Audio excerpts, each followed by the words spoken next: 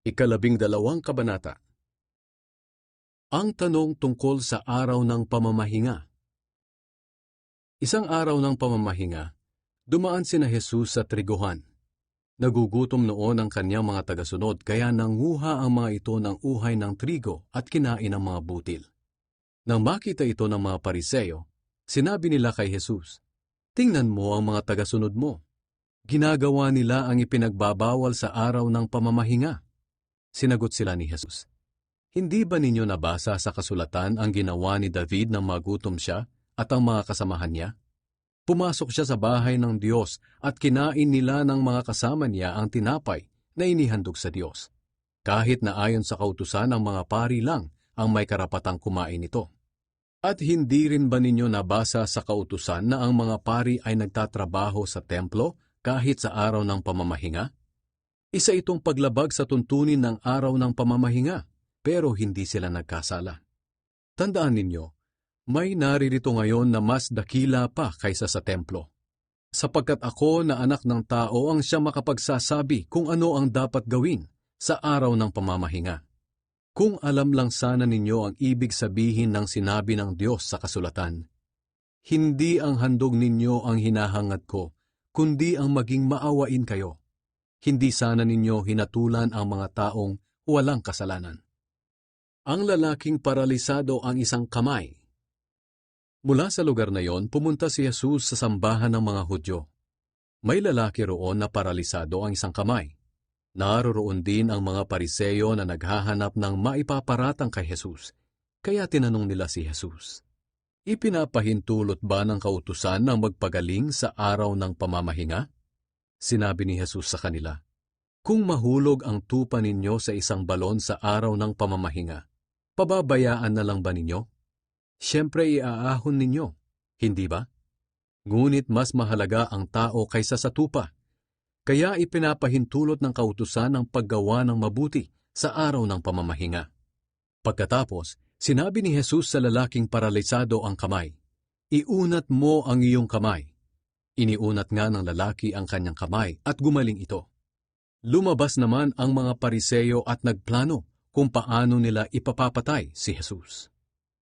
Ang piniling lingkod ng Diyos. Nang malaman ni Jesus ang plano ng mga Pariseo, umalis siya roon. Marami ang sumunod sa kanya at pinagaling niya ang lahat ng may sakit. Pero pinagbilinan niya silang huwag ipaalam sa iba kung sino siya. Katuparan ito ng sinabi ng Diyos sa pamamagitan ni Propeta Isaias. "Narito ang pinili kong lingkod. Minamahal ko siya at kinalulugdan. Ibibigay ko sa kanya ang aking espiritu, at ipapahayag niya ang katarungan sa mga bansa. Hindi siya makikipagtalo o mambubulyaw, at hindi maririnig ang kanyang tinig sa daan. Hindi niya ipapahamak ang mahihina ang pananampalataya o pababayaan ang mga nawawalan ng pag-asa. Hindi siya titigil hanggat hindi niya napapairal ang katarungan. At ang mga tao sa lahat ng bansa ay mananalig sa kanya." Si Jesus at si Satanas. May dinala ang mga tao kay Jesus na isang lalaking bulag at pipi, na sinasaniban ng masamang espiritu. Pinagaling siya ni Jesus. Agad siya nakakita at nakapagsalita. Namangha ang lahat at sinabi, "Ito na nga kaya ang anak ni David?" Pero nang marinig ito ng mga Pariseo, sinabi nila, "Si Satanas na pinuno ng masasamang espiritu ang nagbigay sa kanya ng kapangyarihang magpalayas ng masasamang espiritu." Alam ni Jesus ang iniisip nila. Kaya sinabi niya sa kanila, "Kung ang mga mamamayan ng isang kaharian ay nagkakahati-hati at nag-aaway-away, mawawasak ang kahariang iyon. Ganito rin ang mangyayari sa isang lungsod o tahanan na ang mga nakatira ay nag-aaway-away. Kaya kung si Satanas mismo ang nagpapalaya sa kanyang mga kampon, nagpapakita lang ito na nagkakahati-hati sila at nag-aaway-away. Kung ganoon, paano mananatili ang kanyang kaharian? At kung si Satanas nga ang nagbigay sa akin ng kapangyarihang magpalayas ng masasamang espiritu, sino naman ang nagbigay ng kapangyarihan sa mga tagasunod ninyo na nagpapalayas din ng masasamang espiritu? Sila na rin ang nagpapatunay na mali kayo. Ngayon, kung nagpapalayas ako ng masasamang espiritu sa pamamagitan ng espiritu ng Diyos, nangangahulugan ito na dumating na sa inyo ang paghahari ng Diyos. Hindi maaaring pasukin ng magnanakaw ang bahay ng malakas na tao kung hindi muna niya ito gagapusin. Ngunit kapag naigapos na niya, maaari na niyang nakawan ang bahay nito. Ang hindi kampi sa akin ay laban sa akin, at ang hindi tumutulong sa aking pagtitipon ay nagkakalat. Sinasabi ko sa inyo na ang lahat ng kasalanan, pati na ang paglapastangan sa Diyos ay mapapatawad. Ngunit ang paglapastangan sa banal na Espiritu ay hindi mapapatawad. Ang sinumang magsalita ng masama laban sa akin na anak ng tao ay mapapatawad. Ngunit ang sinumang magsalita ng masama laban sa banal na Espiritu ay hindi mapapatawad kailanman. Nakikilala ang puno sa bunga nito. Nakikilala ang puno sa bunga nito. Kung mabuti ang puno, mabuti rin ang bunga nito. Kung masama ang puno, masama rin ang bunga nito. Mga lahi kayo ng ahas. Paano kayo makakapagsalita ng mabuti gayong masasama kayo? Sapagkat kung ano ang laman ng puso ng isang tao, ito ang lumalabas sa kaniyang bibig. Ang mabuting tao ay nagsasalita ng mabuti, dahil puno ng kabutihan ang kanyang puso. Pero ang masamang tao ay nagsasalita ng masama, dahil puno ng kasamaan ang kanyang puso. Tinitiyak ko sa inyo na sa araw ng paghuhukom, mananagot ang bawat isa sa mga walang kwentang salitang binitiwan niya. Sapagkat ibabatay sa mga salita mo kung paparusahan ka o hindi. Humingi ng himala ang mga tagapagturo ng kautusan at ang mga pariseyo. May ilang mga tagapagturo ng kautusan at mga pariseyo na nagsabi kay Jesus, "Guro, pakitaan niyo kami ng isang himalang magpapatunay na sugo nga kayo ng Diyos." Sumagot si Jesus, "Kayong henerasyon ng masasama at hindi tapat sa Diyos.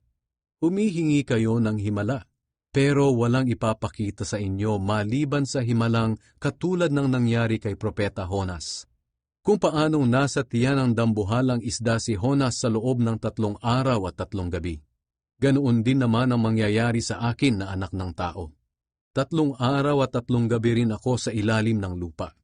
Sa araw ng paghuhukom, tatayo ang mga taga-Ninive at kukondenahin ang henerasyong ito, dahil nagsisi sila ng mangaral sa kanila si Jonas. At ngayon, narito ang higit pa kay Jonas, na nangangaral sa inyo, pero ayaw niyong magsisi. Maging ang reyna ng timog ay tatayo rin, at kukondenahin ang henerasyong ito, sapagkat nanggaling pa siya sa napakalayong lugar para makinig sa karunungan ni Solomon. At ngayon, narito ang higit pa kay Solomon, pero ayaw ninyong makinig sa kanya. Ang pagbabalik ng masamang espiritu. Kapag lumabas ang masamang espiritu sa tao, gumagala ito sa mga tuyong lugar upang maghanap ng mapagpapahingahan. At kung wala siyang matagpuan, iisipin na lang niyang bumalik sa kanyang pinanggalingan. At kung sa kanyang pagbabalik ay makita niya itong walang naninirahan, malinis at maayos ang lahat, aalis siya at tatawag ng 7 pang espiritu na mas masama kaysa sa kanya. Papasok sila sa taong iyon at doon maninirahan. Kaya lalo pang sasama ang kalagayan ng taong iyon kaysa sa dati. Ganyan din ang mangyayari sa masamang henerasyong ito. Ang ina at mga kapatid ni Jesus. Habang nagsasalita pa si Jesus sa mga tao, dumating ang ina niya at mga kapatid. Naghihintay sila sa labas at gusto nila siyang makausap. May nagsabi sa kanya, "Nasa labas po ang inyong ina at mga kapatid at gusto kayong makausap." Sumagot si Jesus, "Sino ang aking ina at mga kapatid?" Itinuro niya ang mga tagasunod niya at sinabi, "Ito ang aking ina at mga kapatid. Sapagkat ang sinumang sumusunod sa kalooban ng aking Ama sa langit, ang siya kong ina at mga kapatid."